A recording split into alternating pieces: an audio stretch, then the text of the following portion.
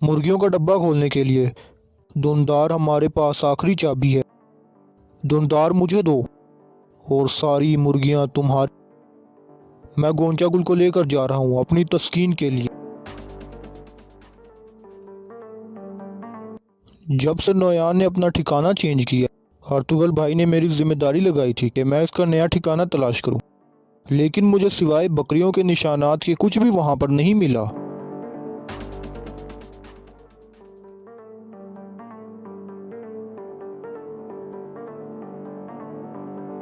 بیٹا، اب تمہیں اپنی تقدیر کے راستے نظر آئیں گے، جس راستے پر تم نے چلنا ہے۔ ہمارے آباء و اجداد کا پرچم بلند کرنا تمہارا اور تمہاری اولاد کا فرض ہے۔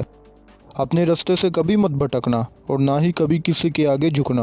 اللہ تمہاری اس راستے میں حامی و ناصر ہو۔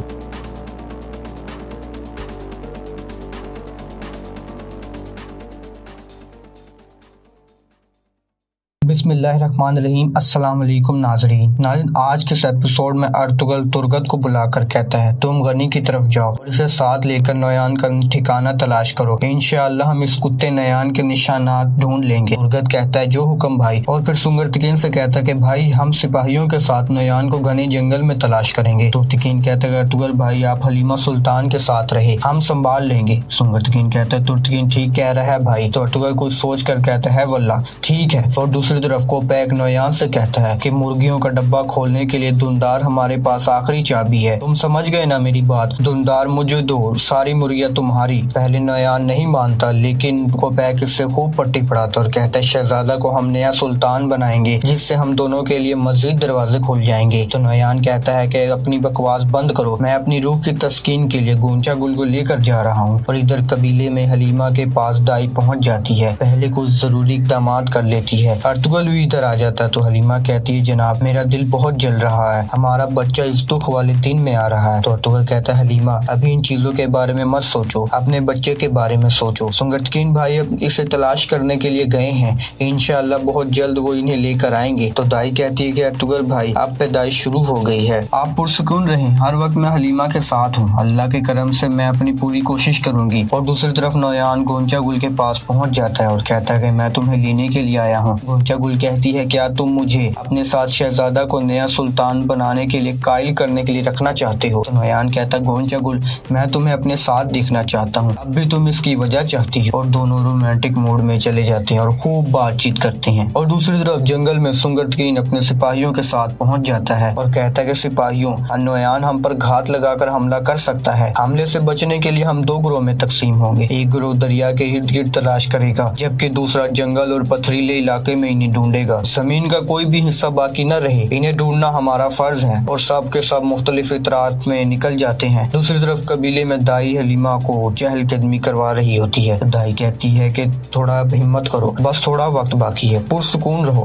سانس لو، سب ٹھیک ہو جائے گا۔ حلیمہ کی سب حوصلہ افزائی کرتی ہیں۔ ارطغرل باہر پریشانی میں چکر کاٹ رہا ہوتا ہے کہ سلجھان آ کر کہتی بھائی ہمارا بیٹا آ رہا ہے لیکن تھوڑا وقت لگے گا، تھوڑا صبر کریں۔ ارطغرل بے بھی ارطغرل کی کافی حوصلہ افزائی کرتے ہیں لیکن پھر بھی ارطغرل کافی نروس ہوتا ہے۔ اور دوسری طرف جنگل میں ترگت بامسی دوہان غنی کے ٹھکانے کی تلاش میں ہوتے ہیں۔ غنی کہتا ہے جب سے نویان نے اپنا ٹھکانہ بدلا ہے، ارطغرل بھائی نے مجھے اس کے ٹھکانے کو ڈھونڈنے کا کہا تھا لیکن مجھے سوائے بکریوں کے نشانات کے علاوہ کچھ بھی نہیں ملا۔ ترگت کہتا ہے یہاں کوئی بھی نہیں رہتا لیکن حیرانگی ہے کہ 20 سے زائد گھوڑے کے نشانات ہیں، شاید یہ نویان کے سپاہیوں نے راستہ بنایا ہو، شاید وہ یہاں سے گزرتے ہوں، وہ کبھی بھی ہمارے مد مقابل آ سکتے ہیں، ہم ان نشانات کے علاوہ ان کا پیچھا کریں گے اور شام کے وقت سنگرتکین بھائی کے پاس جائیں گے اور اگر ہم پکڑے گئے تو سب کچھ ختم ہو جائے۔ پھر یہ چاروں ان کی تلاش میں نکل پڑتے ہیں۔ دوسری طرف نویان کے غار میں شہزادہ یگت اور دندار اپنے آپ کو چھڑانے کی کوشش کرتے ہیں اور اسی تدبیر میں ہوتے ہیں کہ ایک سپاہی آ جاتا ہے۔ شہزادہ یگت اسے گرا کر اپنی ٹانگوں میں اس کی گردن پھنسا لیتا ہے اور دندار خنجر نکالنے کی کوشش کرتا ہے لیکن ساتھ ہی نویان اور گونچا گل ادھر آ جاتی ہے۔ تو گونچا گل کہتے شہزادہ یگت کو کھولو، یہ ہمارے ساتھ साथ रात का खाना खाएगा। और नोयान गुस्से से सिपाही को उठाकर इसके पेट में खंजर घुसा देता है और कहता है कि सब के सब नमक हराम हो, एक बच्चे के साथ नहीं निबट सके। और शहजादा यजीद को कहता है, दुंदार सलमान शाह का बेटा,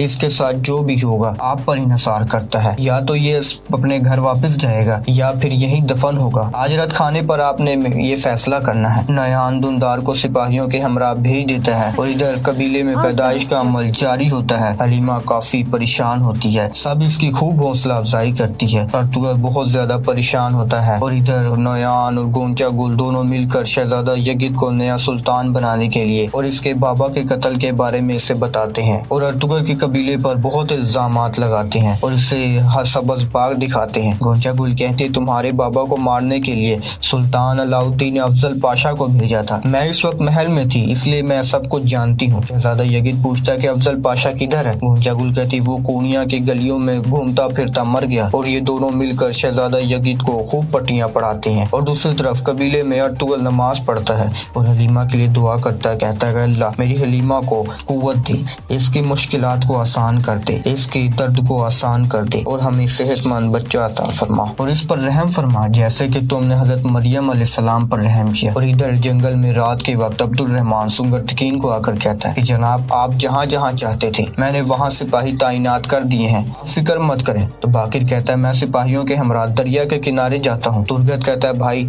मुझे एक रास्ते पर शक है, वो रास्ता जरूर मंगोल इस्तेमाल करते हैं, अगर मैं नोयान के सामने आ गया तो मैं जरा भी हरकत नहीं करूंगा, लेकिन मैं जानता हूँ कि ये बात सिर्फ नोयान की नहीं है बल्कि दुंदार और शहजादा यजीद को तलाश करने की है। और सुंगरतकीन को मुतमईन करके तुर्गत इनके तलाश में निकल जाता है। इधर गार में गोंचा गुल नोयान दोनों शहजादा यजीद को पट्टियां पढ़ाना जारी रखते हैं और कहते हैं कल कुछ तुर्क सरदार आपकी दस्तपोसी करना चाहते हैं, मुझे यकीन है कि हलीमा सुल्तान भी आपकी दस्तपोसी करेगी और फिर अर्तुगरुल भी यकीनन ऐसा ही करेगा। अगर आप चाहते हैं तो अर्तुगरुल को माफ कर दें, नहीं तो कसास आपका हक है। कल के बाद हम आपको शहजादा नहीं बल्कि नया सुल्तान कहेंगे। इधर कबीले में हलीमा बच्चे पैदा करने की कोशिश में होती है, काफी ज्यादा परेशान होती है और बाहर अर्तुगरुल भी परेशानी के आलम में घूम रहा होता है। के साथ ही आर्तुक भी और दरवेश इसके पास पहुंच जाते हैं। तो आर्तुक भी कहते हैं मैं हलीमा सुल्तान के लिए कुछ जड़ी बूटियां लेकर आया हूँ। अर्तुगरुल सुल्तान को बुलाकर जड़ी बूटियां दे देता है। आर्तुक भी इसको खिलाने की तरकीब बताते हैं और इधर गार में नोयान गोंचा गुल को एक जगह पर लेकर आता है, काफी ज्यादा सजाया होता है। गोंचा गुल ये देखकर काफी खुश हो जाती है। तो नोयान कहता है कि ये सब कुछ मैंने तुम्हारे लिए किया है मेरी जान। गोंचा गुल कहती है मैं अमीर सादुद्दीन को पैक के साथ खुश नहीं थी, मैं इस जगह पर हूँ जहाँ मुझे होना चाहिए। ये दोनों फिर से रोमांटिक मोड में चले जाते हैं और इधर कबीले में अर्तुगरुल की बैठे बैठे आंख लग जाती है कि सलमान शाह इसके ख्वाब में आकर कहते हैं बेटा अब तुम्हें अपनी तकदीर के रास्ते नजर आएंगे, जिस रास्ते से तुमने गुजरना है अपने रास्ते से मत भटकना, तुम और तुम्हारी औलाद भी इस रास्ते पर चले। अब हमारे बाउदाद के परचम को बुलंद करना तुम्हारा और तुम्हारी औलाद का फर्ज है। ये काम इतना मुश्किल है, इतना शानदार भी है। खौफ मत खाना, कभी हार मत मानना,